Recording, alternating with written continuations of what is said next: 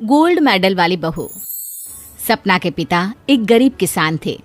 माँ पिता खेत में काम करते तो पीछे से सपना गांव के बच्चों के साथ हॉकी खेलती। एक दिन शाम को, सारा दिन खेलती रहती है, ये नहीं कि छोटे भाई को संभाले। माँ पता है, मैंने आज हॉकी में पास के गांव के लड़कों की टीम को हरा दिया। अरे वाह वाह मेरी बेटी, शाबाश। ये लेकर रुपया, जा जाकर टॉफी खा ले। सपना खुशी से पिता के गले लग जाती है और बाहर चली जाती है। अरे तुम इसको बिगाड़ रहे हो, मैं ना इसकी शादी ही करा दूंगी। ऐसा कैसे शादी करा देगी? हाँ, अभी तो उम्र खेलने की है। माँ बड़बड़ करती वहां से निकल जाती है। लेकिन शाम को उन लोगों के घर कुछ लोग आते हैं। अरे राम सुखिया, जरा ये तो बतलाओ, सपना के बारे में क्या सोचा है? अरे क्या सोचना है मास्टर जी, पढ़ रही है, जितना पढ़ सकती है पढ़े, फिर शादी करवा देंगे, कोई अच्छा सा गांव का ही लड़का देख लेंगे। अरे तुम तो उसके पिता हो, तुमको कुछ नहीं पता? माँ घबरा जाती है। अरे का मास्टर जी, का पता नहीं, का हो गया? हम तो इनसे पहले ही बोल रहे थे कि लड़की की जात है, संभाल लो। अरे भाभी जी, आप भी ना कभी अच्छा भी सोच लिया करो।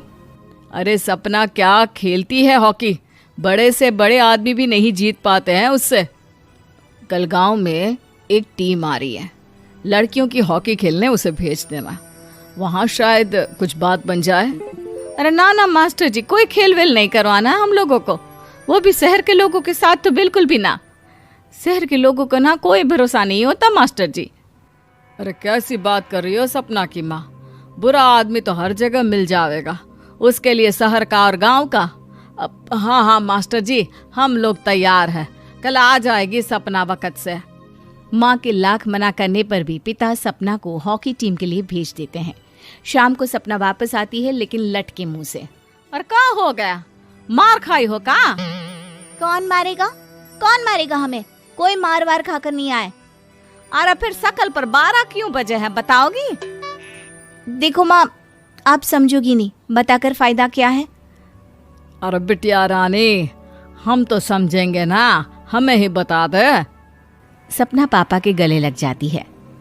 पापा, मैं ना सिलेक्ट हो गई हूँ भारत की हॉकी टीम में खेलने के लिए। अरे वाह, ये तो बहुत ही खुशी की बात है मेरे बच्चे। फिर मेरी गुड़िया काहे परेशान है? पापा, मुझे दिल्ली जाना पड़ेगा आगे की प्रैक्टिस के लिए। माँ जो सारी बात सुन रही होती है, जोर से चिल्लाती है। एक पैसा नहीं है मेरा पास, समझी? कुछ नहीं दूंगी। शादी के लिए लड़का फाइनल भी कर दिया है, कल्ले का बेटा, वो शादी कर लेगा तुमसे। सपना पिता की ओर देखती है। अरे देख सपना, खेलने दिल्ली जाना है तो सिर्फ इसी शर्त पे कि आकर कल्ले से बेटे से चुपचाप शादी कर लेगी, बोल। अरे ठीक है ना, कल्ले का बेटा तो बहुत ही समझदार है, सरकारी नौकरी है उसकी, मान गया वो तो सपना शादी कर लेगी। सपना भी धीरू, जो कि कल्ले का बेटा था, उसे जानती थी। वो मन ही मन सोचती है कि शादी तो वैसे भी होनी है, लेकिन माँ की ये शर्त मान गई तो जीवन जीने का एक मौका तो जरूर मिलेगा। हाँ, मुझे मंजूर है। हाँ, तो कल मैं उन लोगों को बुला लूं? पिता और सपना दोनों एक दूसरे को देखते हैं।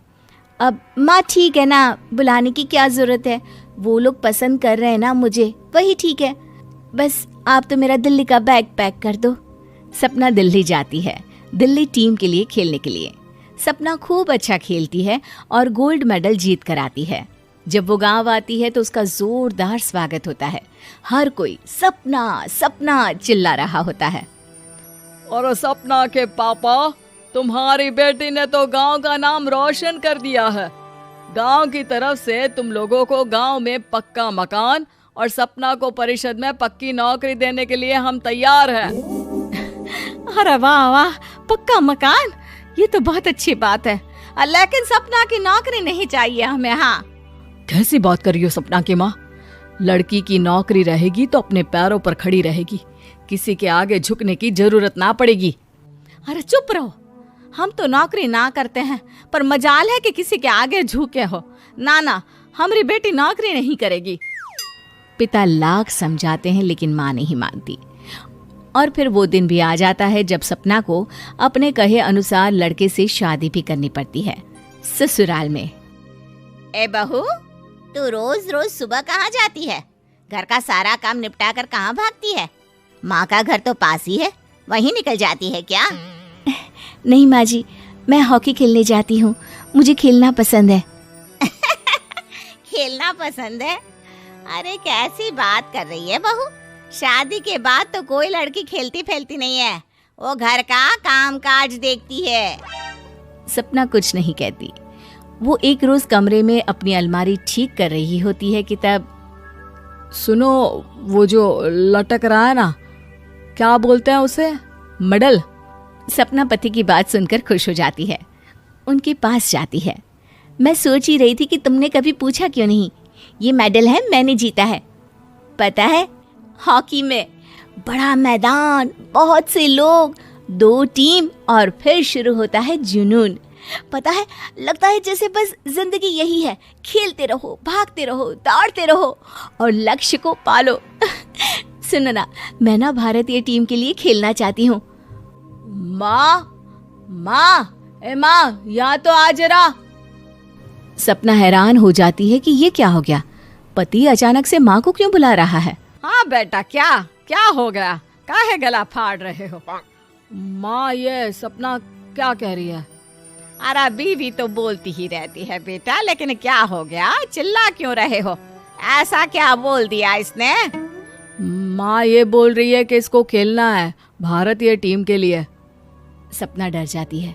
नहीं माँ जी, मैंने कहा कि मैं चाहती हूँ कि वो मैं बोला था ना, शादी के बाद कोई खेलता नहीं, घर का काम काज देखता है, लेकिन फिर भी। नहीं माँ जी, ठीक है, मैं घर का काम देखूंगी, कल से मैं खेलने भी नहीं जाऊंगी, माफ कर दीजिए। सपना पति की तरफ देखती है जो माँ की तरफ देख रहा होता है। उसे गुस्सा तो आता है, लेकिन करती भी तो क्या, सास के सामने कैसे पति की क्लास लगाती। अरे बेटा, अब क्यों घूरे जा रहे हो बहू को? माँ, अभी इस बात का फैसला करके जाना, वरना ये तो तेरे कमरे से जाने के बाद मुझे। अब चुप हो जाइए आप, छोटी सी बात का बतंगड़ मत बनाइए। छोटी सी बात? बहू, ये कोई छोटी बात नहीं है। जो लड़की दिल्ली के लिए गोल्ड मेडल ला सकती है, वो देश के लिए भी तो गोल्ड ला सकती है ना। हम लोगों को किसी चीज की कमी नहीं है बहू, घर का काम तो कोई भी कर लेगा, लेकिन देश का नाम रोशन करने के लिए सपना चाहिए। जा बहू, तेरी ट्रेनिंग का सारा इंतजाम तेरे पति ने कर दिया है, जा खेल और देश का नाम रोशन कर। सपना की आंख में आंसू आ जाते हैं। वो सोचती है कि बेटियों को मायके के साथ अगर ससुराल में भी सहयोग मिले तो ऐसा कोई काम नहीं जो वो नहीं कर सकती है।